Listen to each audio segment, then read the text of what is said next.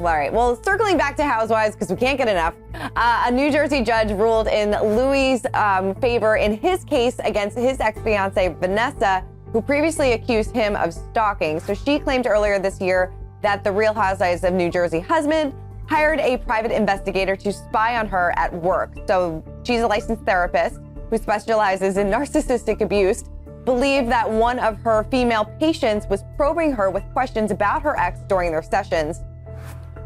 She alleged to Page Six that during the trial, a CEO for acclaimed investigator Bo Dietl issued a testimony that proved Louis hired the former police detective to collect information. However, it is unclear if she was the target of those alleged investigations. So this has been going on for quite some time, but can now he take out a restraining order against her since a judge ruled in his favor?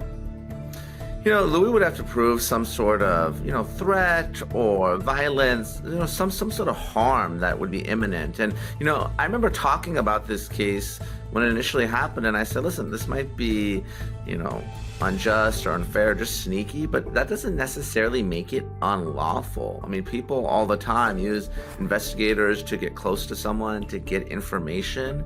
Obviously, law enforcement, we know they use undercovers, but there's nothing prohibiting, a spouse or an ex from doing that as well. So even though she might not like it, that doesn't necessarily make it unlawful. Right, and I know the last season of Real Housewives of New Jersey, a few of the castmates accused him of hiring Bo Dietl to look into them.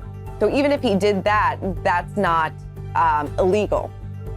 Not necessarily. It depends what the investigator does, but certainly they can chat you up, and if you provide information, they're free to use that information. And if something, is publicly available, they can do that as well. Obviously, they can't, eavesdrop on a conversation or something like that. That would be unlawful. They can't unlawfully bug or tap someone. But, if through sneaky means they get you to open up, again, not unlawful.